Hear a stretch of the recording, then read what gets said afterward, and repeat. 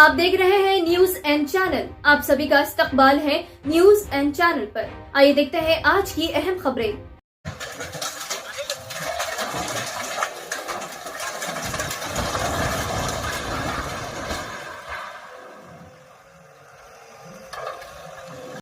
Sir కి నా హృదయపూర్వకమైన కృతజ్ఞతలు తెలియజేస్తున్నాను. శిరస్సు మంచి పాదాభివందనలు చేస్తున్నాను.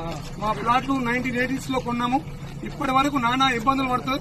మాకు 3 రోజుల్లో పట్టే మాకు న్యాయం జరిగినందుకు ఆయనకు చాలా కృతజ్ఞతలు తెలియజేస్తున్నాను. Thank you for HYDRAA, thank you for Ranganath sir.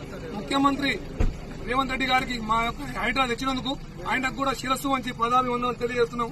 Thank you sir, thank you ముఖ్యమంత్రి గారు, thank you HYDRAA Ranganath sir గారికి ఇద్దరికి కృతజ్ఞతలు తెలియజేస్తున్నాము. మేము 1986 లో కొన్నాము. 2014 లో మాకు హ్యాండ్ ఓవర్ అయినందుకు చాలా ఆయనకు థ్యాంక్స్ఫుల్. 24 దాదాపు 40 ఏళ్లు మేము నరకం అనుభవించినాం కాబట్టి ఈ యొక్క నరకాన్ని ఎవరు అనుభవించొద్దు. ఈ యొక్క నరకాన్ని మేము చాలా అనుభవించి హైడ్రా రంగనాథ్ సార్ మాకు న్యాయం చేసినందుకు thank you for Ranganath sir, thank you for Hydraa.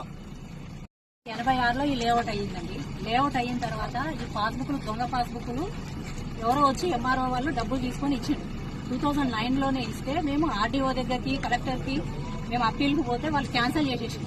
2011లోనే cancel అయిన తర్వాత 13లో ఈ సమ్రెడ్డి బాలరెడ్డి అనే అతను కొని దాన్ని కబ్జా చేసి కొంతం శేఖర్ రెడ్డి 2 ఎకరాల 20 గుంటలు ఇతను 5 ఎకరాలు కొని కబ్జా చేసి చుట్టుముట్టు ఫెన్సింగ్ చేసుకున్నాం.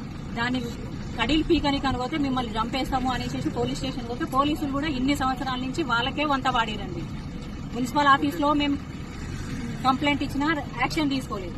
పోలీస్ స్టేషన్ లో కంప్లైంట్ ఇచ్చినా యాక్షన్ తీసుకోలేదు.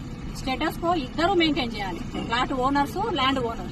కానీ అతను 1 ఇయర్ నుంచి అగర్వాల్ సార్ చనిపోయింది అనేసి వచ్చి ఇవన్నీ మేము కంప్లైంట్ ఇచ్చిన తర్వాత పోలీస్ స్టేషన్ లో పోయిన సంవత్సరం మేలో మున్సిపల్ లో కంప్లైంట్ ఇచ్చిన తర్వాత ఇవి కన్స్ట్రక్షన్ చేసి ఆపండి అని మేము ఎంతమంది దగ్గర కోర్టు నుంచి తీసుకురా మీరు అని అన్నారు. కానీ ఇప్పటి వరకు ఏ గవర్నమెంట్ చేయని పని రంగనాథ్ సార్ చేశారు. రంగనాథ్ సార్ కి మేము అందరము రుణపడి ఉంటాము. రంగనాథ్ సార్ ఏ పార్టీ కోసమో ఎవరి కోసమో పనిచేయట్లేదు. పేదవాళ్ళ పక్షాన రేవంత్ రెడ్డి గారి సమక్షంలో రంగనాథ్ సారు పనిచేస్తున్నారు. దీనికి ఏ పొలిటికల్ లీడర్లు వీళ్ళని ఎవరిని ఇన్ఫ్లుయెన్స్ చేసి ఇక్కడి నుంచి పంపించాలి అని ఎవరు ఒత్తిడి చేసినా వాళ్ళని బజార్ కీడ్చి మేము మాత్రం ప్రజలలో నిలబెట్టడం ఖాయం. ఇప్పుడు వీళ్ళందరూ కోలుగొట్టే వాళ్ళు బయటకు ఎందుకు వచ్చిరో దీని వెనకాల ఎవరున్నారో కూడా బయటికి రావాలి.